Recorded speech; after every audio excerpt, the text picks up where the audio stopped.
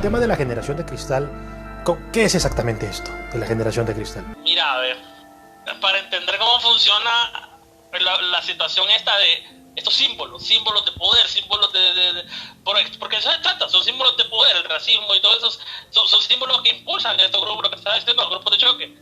Ahora, lo que se está dando en esta generación específica de cristal, del bullying y todo eso, se trata de ¿cómo te digo? Darle cara a estos problemas que ya existían. Todo esto ya existía el bullying, ya existía el racismo, ya existía la ignorancia de la supremacía blanca, de los idiotas esos. Todo eso ya existía, pero vinieron, como te digo, y como esta generación se abrió bastante a la expresión a través de redes sociales, porque esto se ha venido, y lo que se llama el cancel culture, no sé si has escuchado eso, que es el escarnio que se le hace a todo, o sea, es la justicia de las redes sociales. Entonces ya nada se lleva a, como digo, a un debate realmente público, sino a la cantidad de ¿cómo te digo?, de polvo que levanta, de controversia.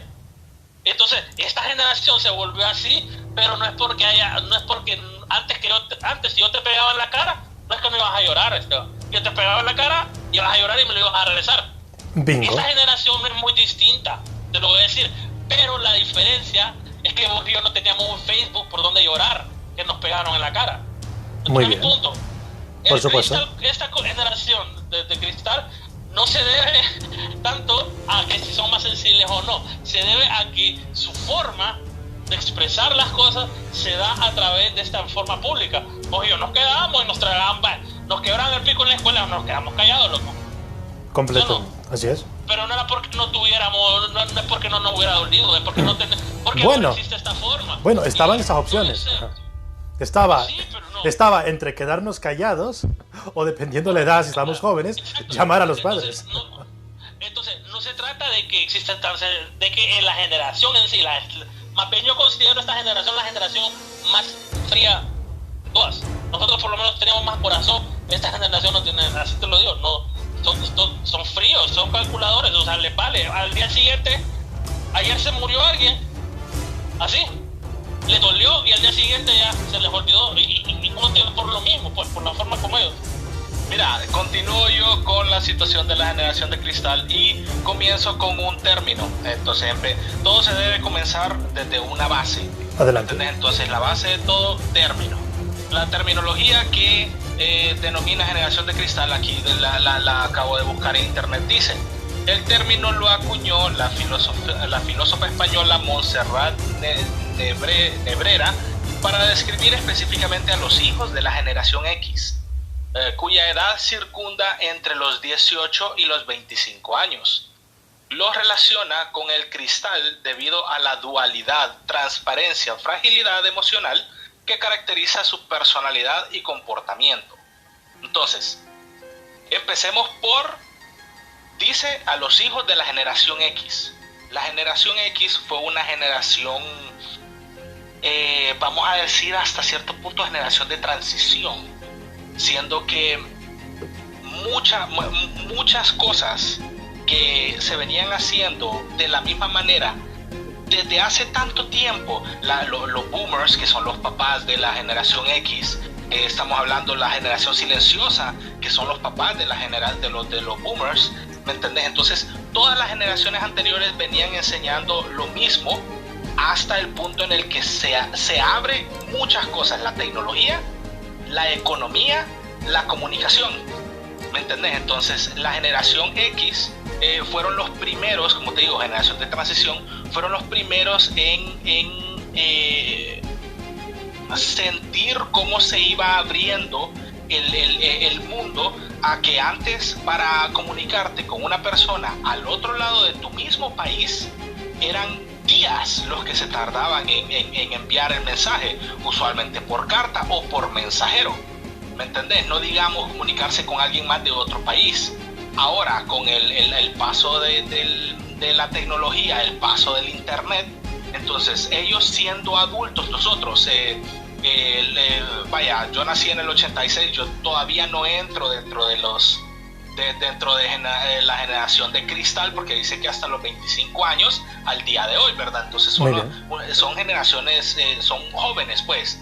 Entonces no están completamente bien desarrollados, usualmente muy mimados, por lo mismo que la generación X sufrió de los boomers un cierto tipo hasta de frialdad, ¿me entendés? De ese tipo de... La generación X fueron los primeros, casi los primeros en decir, bueno, ¿qué quieres estudiar? No, yo es que no quiero estudiar, no quiero ser abogado como vos, quiero estudiar artes. Y esa fue la primera generación que le dijeron, bueno, estudia lo que querés. Mientras que un boomer que le dijera a una generación X, no, es que yo no quiero estudiar, yo no quiero ser abogado como vos, quiero estudiar algo más. No fregues. Yo soy el que te está pagando la educación, vos vas a estudiar lo que yo diga. Y es cierto, hasta cierto punto es cierto, porque ellos ven que, hey, a mí me fue muy bien de abogado, yo trabajo, yo mantengo mi casa, yo y todo, y entonces yo quiero que vos tengas las mismas capacidades de mantener tu casa, mantener a tus hijos y tener solvencia económica como la que yo tuve. El problema es que a medida que va pasando el tiempo, se va haciendo más y más difícil en cuestión económica.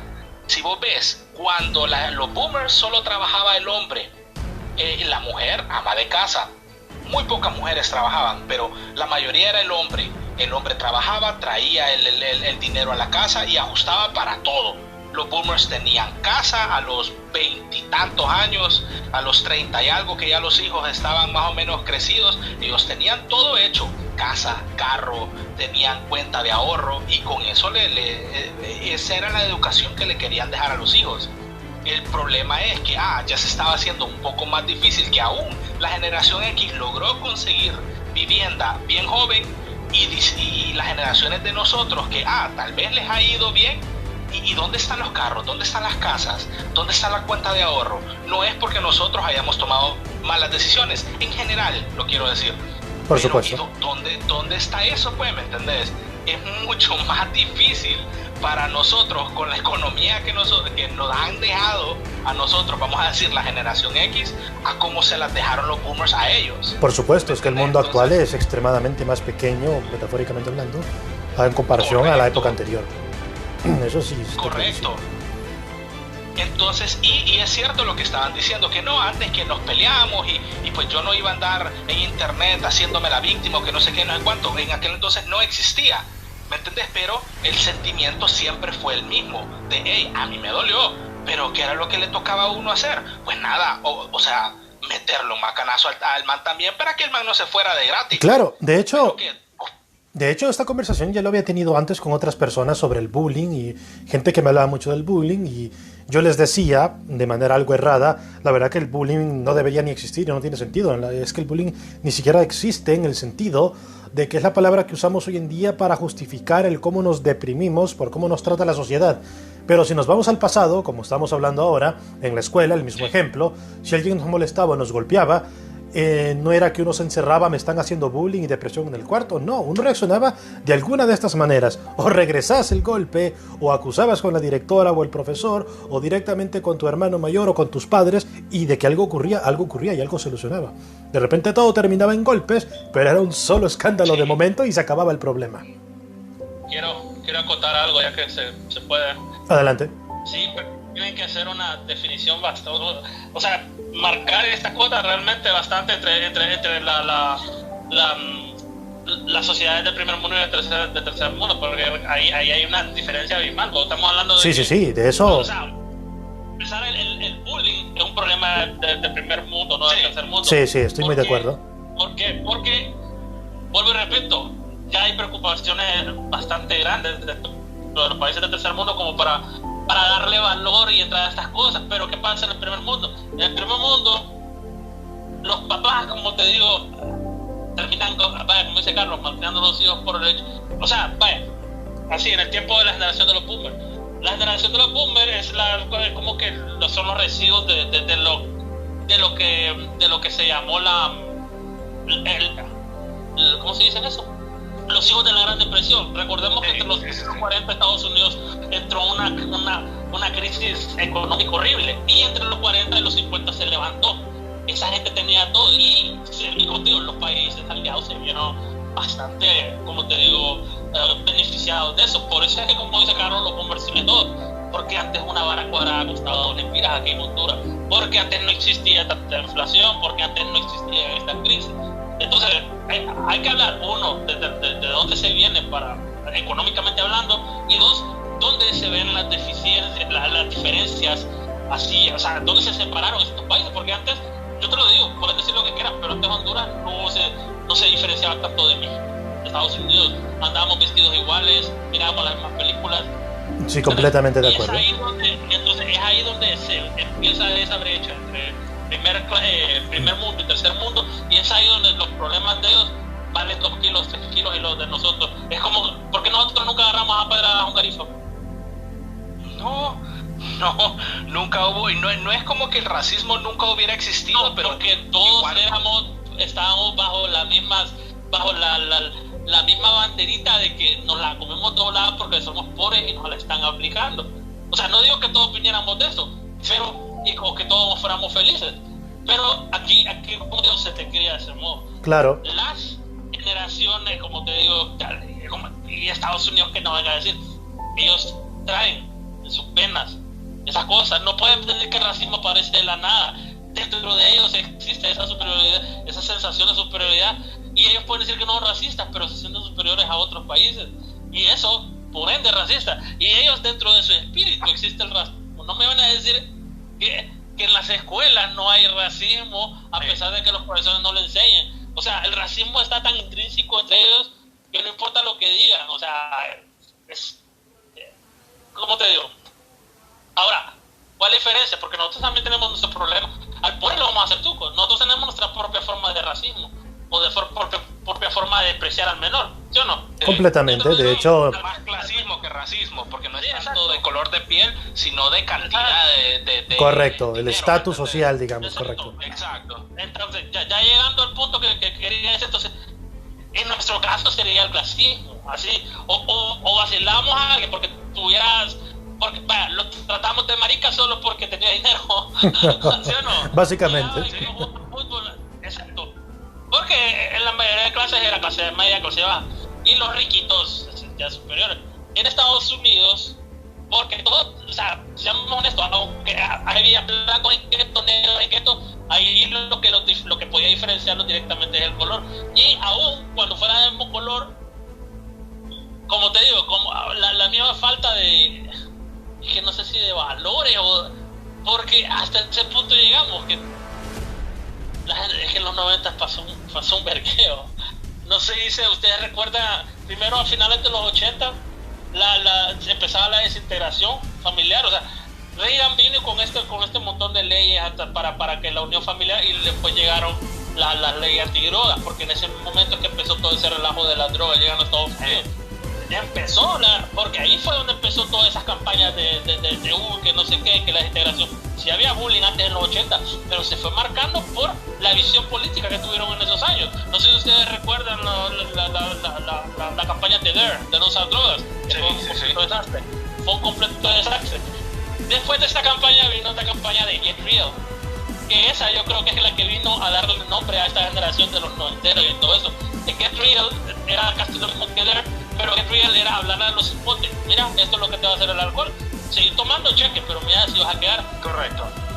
Lo hizo más. Como el hecho de ponerle anuncio a las botellas de alcohol o a los cigarros, pues, solo que más personal, más de frente. Mira, a los. Uno de los asesores de Reagan lo dijo perfectamente. La generación en la que estamos ahorita es la generación de aprendo golpeándome. Si vos le decís a alguien no saltes de ahí, él va a saltar 30 veces antes de que te des cuenta, y lo va a seguir haciendo después, porque si se le da la gana, si no le duele. Entonces, al decirle que no haga algo es para que lo haga. Reagan gastó millones y terminó haciendo. Entonces, desde ahí donde empieza, y vaya, ¿quién se acuerda de MTV en los 90? Finales de los 90. Sí. Linkin Park, Korn, System of a Down, tenían todos esos videos donde salía maltrato, bullying, no sé, recordemos. Claro. Búsquense Struggles de Korn, búsquense Rearrange de Limp Bizkit, hasta los últimos años, 2004, 2005, el Linkin Park tenía rolas así de que te sentías mal, que te sentías bajón, Y es por lo mismo, o sea, se trataba de esta generación, no era la generación de cristal, pero era la generación la cual expresaba sus sentimientos de una forma que se volviera abiertamente más aceptable, porque antes sí decías tus sentimientos eran un delito, pero se volvía más aceptable, porque socialmente existió esa comunicación y mucho tuvo que ver el internet por eso mismo, por el hecho de que se lograban estas comunidades. Correcto. Comunidades con gay, comunidades con otaku, o sea, como decían, lo popular, yo hacía las cosas antes de que fuera popular, esa palabra bastante, es verdad, ahora todo se vuelve popular, el nerd es el popular y todo eso, y esa misma tendencia, entonces, es ahí donde entra, como dice Carlos, esa hasta a dónde el control de las redes sociales llegan a un punto de que empiezan a tallar las cosas, a ponerles una etiqueta, a decir esto es malo, esto es bueno. Primero comentarios, burlarse de las bromas crueles. Antes eso era válido, que se viniera. Yo me acuerdo, hasta Carlos le enseñé, teníamos una página que llamaba Humor Negro, que era exageradamente negro. Pero esas páginas así, y Rotten incluso, porque Rotten fue una de las páginas que empezó con eso. Por supuesto. Era páginas de protesta a todo ese canal, este punto que empezaba, porque esto empezaba. Claro que sí. Empezó en 1998 con la IPA, creo que se llamaba ¿cómo se llama? La ley, que era para eso, no solo las redes sociales. Y empezaron estas páginas como Kiri, como Rotten, a burlarse de este tipo de cosas, a denunciar que se estaba empezando a cancelar. Nosotros antes nos burlábamos de cosas bastante crueles, bastante racistas. Claro que no sí. éramos asesinos de animales, pero lo mirábamos en un contexto donde yo me burlo de eso, pero obviamente no lo haría. Por supuesto. El mundo lo entendió, pero volviendo a las palabras del asesor de Ría, señores, si ustedes empiezan a cancelar, le dan herramientas a la gente para que lo hagan más en una forma de protesta con las razones erróneas. Porque va a venir un blanco supremacista a decir los negros quieren cancelarme, a pesar de que lo haga porque odian los negros. Claro. Es que ahí empezó todo esto, por lo menos desde ahí yo lo veo. Todo con la ley HIPAA, con esas estúpidas campañas de que decirte qué hacer de la forma más incorrecta a la generación más estúpida, porque esta es la más estúpida, no sé si puedo decir, la generación más estúpida, o sea, venimos con yacas. Sí, de hecho, yo he tenido conversaciones sobre esto, sobre las redes sociales también, y es que en efecto el problema es que a pesar de lo ridículo que es, el verdadero peligro es que por lo general les hacen caso, o sea, somos conscientes, bueno, muy pocos somos conscientes de que esta gente tan delicada que se expone en las redes sociales y que hacen tanta bulla con sus ridiculeces, se les da la voz como si fueran muchos, porque internet hace mucho ruido, pero al final no son toda una comunidad gigantesca, son unos pocos que hacen mucho ruido en internet. No debería ser preocupante, el problema es cuando gobiernos en algunos países les hacen caso, o no gobiernos, empresas, o por ejemplo el negocio del cine, cuando vemos que cancelan a directores o actores porque le encuentran tweets de hace 500 años que dijo una cosita. Es ridículo, es ridículo. James Gunn sí fue un cerote. Así que no. Sí, pero es que ese es un caso puntual, pero es que hay demasiados casos, ¿sabes? Un ejemplo claro. Un ejemplo claro, en España hace apenas unas semanas acaban de cancelar Dragon Ball. Lo cancelaron completamente, porque dicen que Mr. Popo es racista y que las mujeres no sé qué. Lo de Hank Azaria, que Hank Azaria se disculpó por haber hecho la voz de Apu, que me parece idiota porque... Completamente ridículo. Notamos el acento, pero es que así hablan, ¿cuántas veces nos han hablado como en hindú? Correcto. El hecho que marque el acento, no nos burlamos de que tenga dificultades. No. Estamos marcando, dándole la personalidad, pero yo no voy a hablar como mexicano si soy un hindú en el dibujo, en el disfrazqueando. Exactamente. ¿Entendés? O sea, Los Simpsons es una representación estereotipada de todas las cosas de aquí de Estados Unidos. Exacto.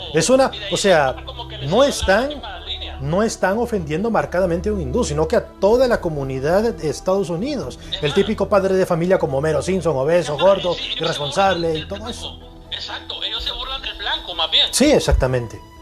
Es lo que hay.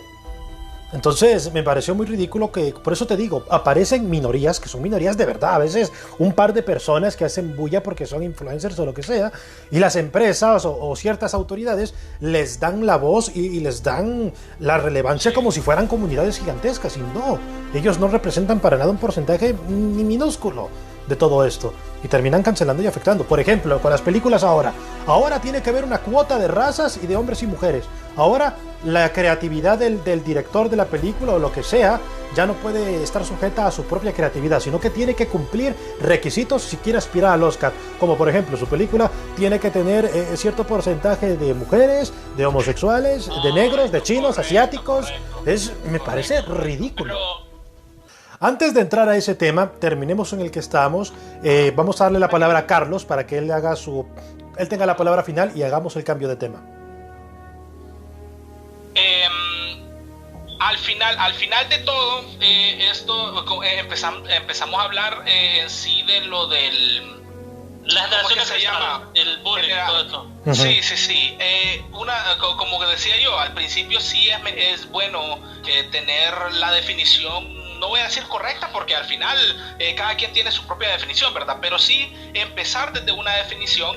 Decía que eran jóvenes de 18 a 25 años, decía que eran los criados directamente por la generación X. Entonces, si nosotros vemos la historia, vemos de dónde vienen ellos, a dónde van, como lo dije al principio, sí, fue la primera generación tal vez que permitió que sus hijos eligieran su propio camino, mientras a ellos lo obligaron a ser médicos, abogados, y que el hijo dijera, hey, yo quiero hacer algo diferente, no lo puedes hacer, vas a hacer esto. Y entonces ellos dijeron, no, vamos a hacer un pequeño cambio. Entonces han permitido demasiado todas las cosas que a ellos les hicieron falta. No, a mí me hizo falta dinero, me hizo falta diversión, me hizo falta juguetes, me hizo todo eso. Entonces ellos dicen, no, entonces esto es lo que yo les voy a dar a mis hijos, todo lo que a mí me hizo falta. Entonces, no, en ningún momento estoy culpando por completo a la generación X, pero esa es la idea central que tiene un Gen X de cómo criar a sus hijos, mejor de cómo lo criaron a ellos. Entonces, el problema es que con esto y con la ayuda de la tecnología, que ahora, con un solo botón, un toque de un celular, ya tiramos ideas ridículas, ideas inteligentes, ideas a todo el mundo. Entonces, al punto de decir, hey, hoy me golpearon, hoy me siento triste, y hay un montón de gente que se siente igual. Entonces es una depresión masiva la que genera cuando antes a nosotros nos pegaban, nos golpeaban, nos hacían bullying en la escuela o lo que sea. Nosotros teníamos que poner la cara y decir, hey, no, si vos me pegas, yo te pego. Pero entonces ahora la gente se refugia en ese club de los bulleados. Y entonces existe esa depresión masiva y sí, este Junior dijo un punto muy importante, que ellos no solo son de, hey, yo ahora digo todo lo que quiero y me deprimo y todo, pero también son una generación fría, ¿me entendés? Entonces esos dos conceptos hasta cierto punto opuestos generan como una visualización de la vida tan negativa que yo no sé cómo van a crecer los hijos de esta generación de cristal, porque si ni ellos pueden con sus propias vidas, yo la verdad no quiero saber qué es lo que viene después. O sea, yo solo voy a hacer un pequeño agregado a lo que acabas de mencionar. Sí. Yo creo que nuestra responsabilidad como padres es muy grande, porque estamos criando hijos en unos tiempos bastante delicados, conflictivos, problemáticos, y ante todo yo creo que el error está, como lo que bien mencionabas, en que estas generaciones quieren darle a los hijos lo que no tuvieron, en lugar de enseñarles lo que no nos enseñaron.